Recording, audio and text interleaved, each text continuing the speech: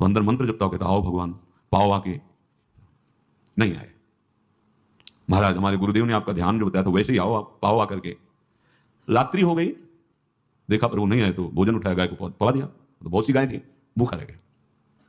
दूसरे दिन फिर भोजन आया, एक पत्ता टोरा, जल से छिड़का पत्ते में और भोजन रखा, भगवान को फिर पुकारा, आओ प्रभु। गुरुदेव ने आज्ञा की बिना आपको पवाए हम अपनी जबान में नहीं रख सकते। शाम हो गई, रात्रि हो गई, फिर गौ को दे दिया, नहीं पाया। अब एक तो 50 वर्ष की अवस्था और गौओं के पीछे दौड़ना और भोजन पाना नहीं, शरीर में सामर्थ्य धीरे धीरे कम होने लगी। तीसरा दिन, चौथा दिन, पांचवा दिन, छठा दिन, सातवां दिन, दीनानाथ प्राण चाहे निकल जाए हम गुरु की आज्ञा नहीं तोड़ सकते, अगर आप नहीं आएंगे तो भूखों मर जाऊंगा। पर हम ये बात देखो, ये बात चरवाहा है, कोई साधना पूर्व की नहीं, गौ सेवा के प्रताप से उसे संतों में प्रीति हो गई, नाम की कृपा से, गुरु की कृपा से नामी की प्राप्ति की चाह। ऐसे कई दिन व्यतीत होते, अस्थि मात्र हो रहे शरीरा। पूछते कि क्या बात है, भोजन तो हम रोज लाते हैं, आप रोज लेते हैं, क्या पाते नहीं? आपका विषय नहीं।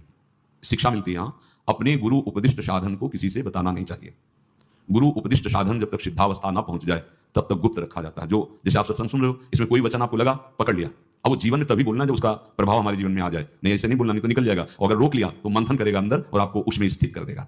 एक भी शब्द नहीं बताया कि हमारी गुरु दीक्षा हो गई, गुरु जी ने कहा था पवा के पाना, और इतने दिन हो गए भगवान तो आ नहीं रहे, इसलिए हम पा नहीं रहे, तो हमारी ये दशा है। देखो आज का समय ऐसा है कि प्रगट में सब इंद्रियों के पोषण की व्यवस्थाएं भगवान दी, चाहे गृहस्थ हो चाहे विरक्त हो, लेकिन क्या हमारे अंदर निष्ठा है ऐसी?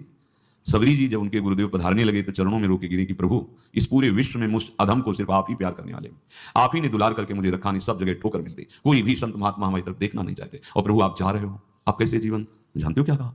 हम तो भजन के प्रभाव से भगवान के धाम जा रहे हैं। बेटा भगवान